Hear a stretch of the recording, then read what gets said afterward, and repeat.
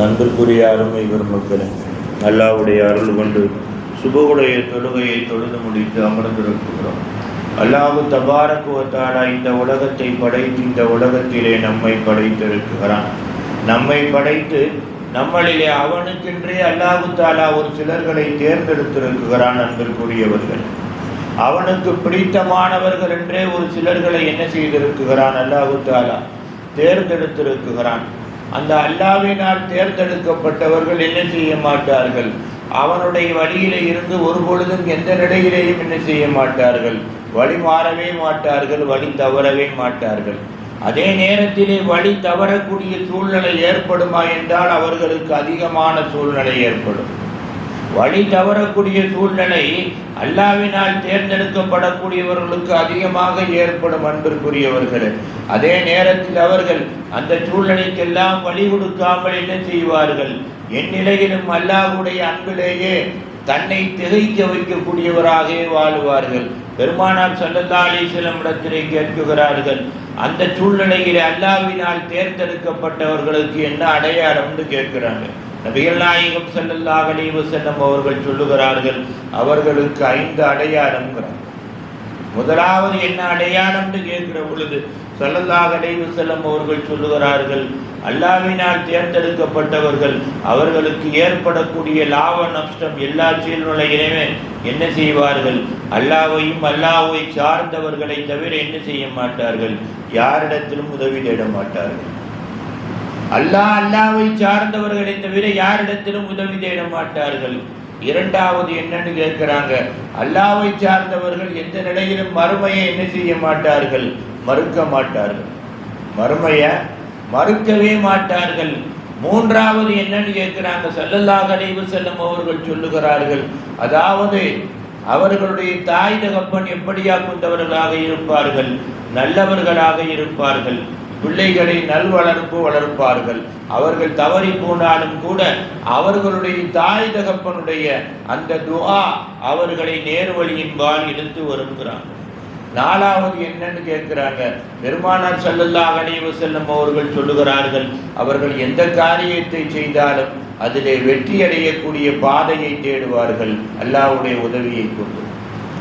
அஞ்சாவது என்னன்னு கேட்கிறாங்க, அழகா ஸல்லல்லாஹு அலைஹி வஸல்லம் அவர்கள் சொல்லுகிறார்கள், ஐந்தாவது ஆதாபுல் அஹ்லாக்குங்கிறாங்க. அவங்களிடத்தில் நல்ல குணத்தை தான் பார்க்க முடியும். அல்லாஹ்வினால் தேர்ந்தெடுக்கப்பட்டவர்களிடத்திலே நல்ல குணத்தை தான் பார்க்க முடியும். கெட்ட குணத்தை அவர்களிடத்திலே பார்க்க முடியாது. அப்படின்னா என்னான்னு கேட்குறாங்க, அழகா ஸல்லல்லாஹு அலைஹி வஸல்லம் அவர்கள் சொல்லுகிறார்கள், எதையும் தனக்கென்று அவர்கள் சொந்தமாக்கி கொள்ள மாட்டார்கள். அப்படின்னா தான் பட்டினியாக இருந்து கூட அடுத்தவர்களை பசியாற்ற நினைப்பார்கள். தான் பட்டினியாக இருந்தும் கூட அடுத்தவர்களை பசியாற்ற நினைப்பார்கள். தான் கவலையாக இருந்தாலும் கூட அடுத்தவர்கள் சந்தோஷமாக வாழ்வதை என்ன செய்வார்கள்? பிரியப்படுவார்கள். தான் ஏழையாக இருந்தாலும் கூட அடுத்தவர்கள் பணக்காரனாக வாழ்வதை பிரியப்படுவார்கள். இவர்கள்தான் யார்?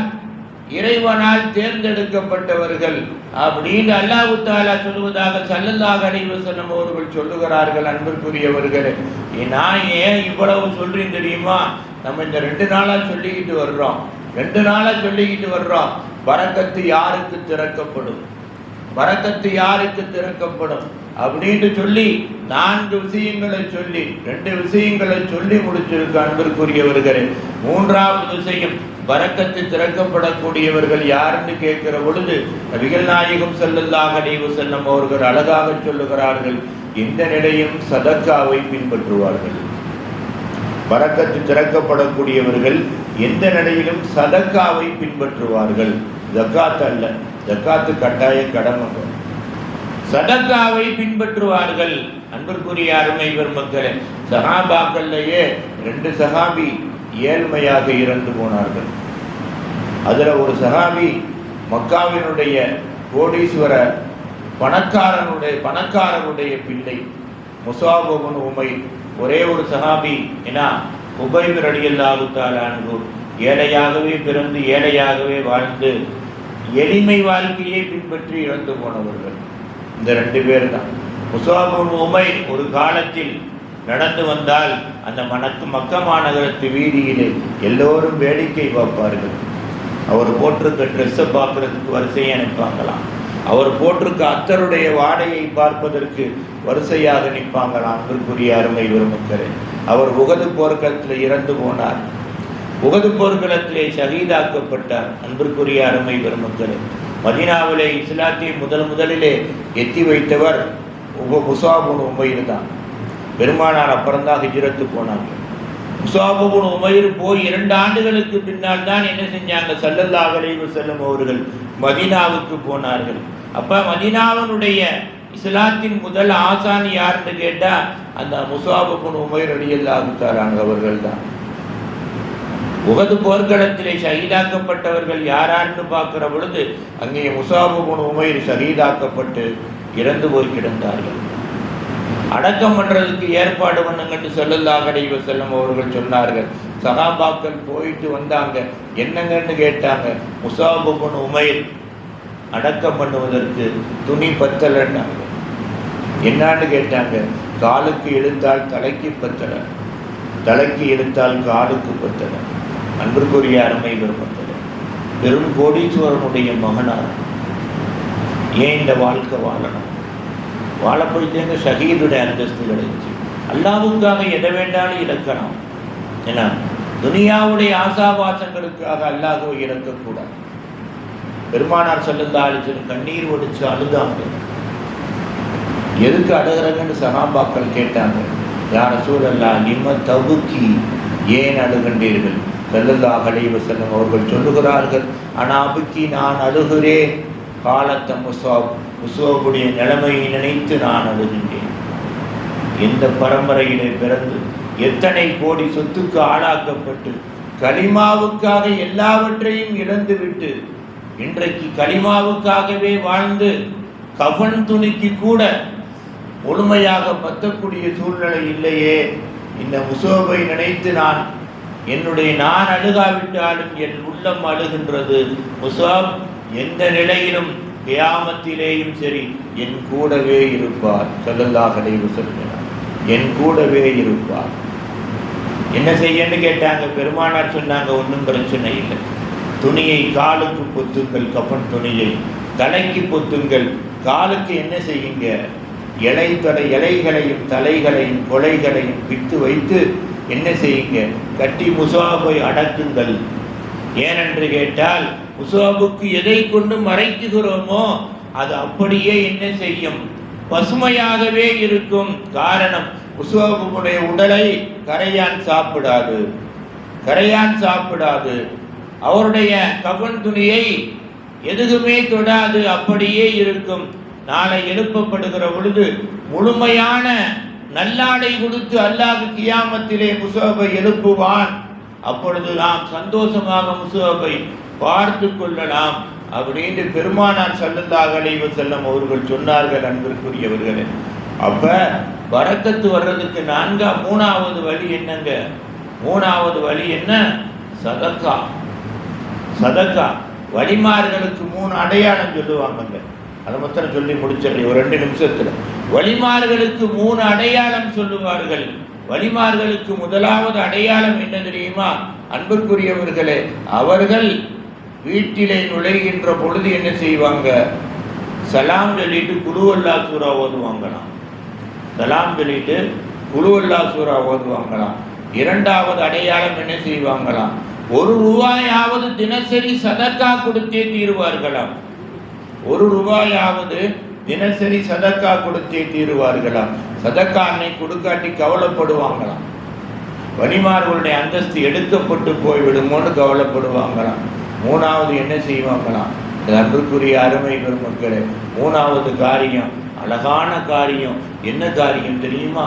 அழகான காரியத்தை செய்வாங்களாம். இஷா தொழுகைக்கு பின்னால் காயிபு ஜனாஸா தொழுவாங்களாம். நம்மளாம் இன்னைக்கு மையத்து பள்ளியாசல் வந்தால் கூட பின்னால் நின்று தொழுவது பயப்படுற முன்னால் நின்று.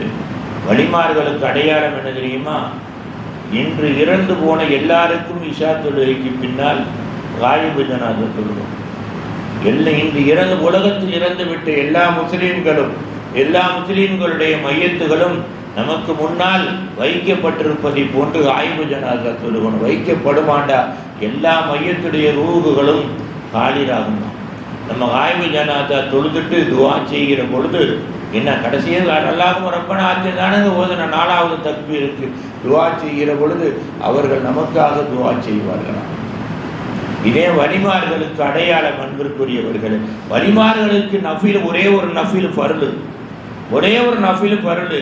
அதாவது தஹஜ்ஜத் நஃபில், இஷ்ராக் நஃபில், லுஹா நஃபில், அவ்வாபின் மகரிப் பின்னால் 6 ரக்காயத்து நஃபில். ஆனால் வலிமார்கள் இந்த நாளில் ஒரு நஃபிலை என்ன செய்வாங்களாம்? ஃபர்லாக்கி கொள்வார்களாம். அதிலே முக்கியமாக தஹஜ்ஜத்தை ஃபர்லாக்கி கொள்வார்களாம். தஹஜ்ஜத்து யாராருக்கு ஃபர்லு? ரசூல்மார்களுக்கு ஃபர்லு. ஏன்னா நபிமார்களுக்கு ஃபர்லு. இன்னைக்கு பார்த்தா காபத்துல்லாவிலே மதீனாவிலே தஹஜ்ஜத்துக்கு பாங்கு சொல்லுவார்கள், ஃபர்லு. ஆனால் வலிமார்கள் என்ன செய்வார்களாம்? தஹஜ்ஜத்தை தங்களுக்குள் ஃபர்லாக்கி கொள்ளுவார்களாம். ஆக அன்பிற்குரியவர்களே, பரக்கத்து நம்மளை தேடி வருவதற்குண்டான 3வது வழி என்னன்னு கேட்டோம்னா என்னது? சதக்கா கொடுக்கணும். 1 ரூபாயாவது ஒரு முசாபருக்கு சதக்கா கொடுக்கணும். ஏன் அப்படி சதக்கா கொடுத்து கொண்டே இருந்தால் ஹிதுர் அலைஹிஸ்ஸலாம் அவர்கள் நமது சதக்காவை ஏற்க வருவார்கள். மலக்குமார்கள் நமது சதக்காவை ஏற்க வருவார்கள். அந்த 2 பேருடைய மனம் சந்தோஷப்பட்டால் நம் பரம்பரை சந்தோஷப்படும். அந்த 2 பேருடைய மனம் சந்தோஷப்பட்டால் அந்த பரம்பரை சந்தோஷப்படும். அந்த பாக்கியத்தை எல்லாம் நம் அனைவருக்கும் தரணும். அன்பிற்குரிய அருமை பெருமக்கள், ஆகையினால 3வது பரக்கத்து வரக்கூடிய வழி சதக்கா. 4வது என்ன? சில நாளைக்கு தெரிஞ்சுக்கலாம். அல்லாஹ் தஆலா உங்களையும் என்னையும் நம்மளுடைய சந்ததிகளையும் கியாமத்து நாள் வரைக்கும் அவசர மௌத்து, திடீர் மௌத்து, பெரும் நோய், ஏழ்மைத்தனம் இல்லாமல் வாழ வைத்து கலிமாவோடு மரணித்து பெருமானாருடைய குடும்பத்தோடு பெருமானாரோடு ஜன்னத்துல் ஃபிர்தௌஸிலே சந்திக்கக்கூடிய பாக்கியத்தை வல்லநாயன் கிருபையுள்ள ரஹ்மான் நிரந்தரமாக தந்து அருள்புரிவானாக.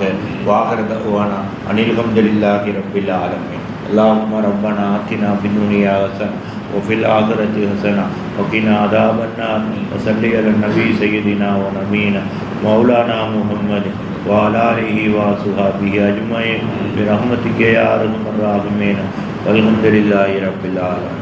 صلى الله على محمد صلى الله عليه وسلم. صلى الله على محمد صلى الله عليه وسلم.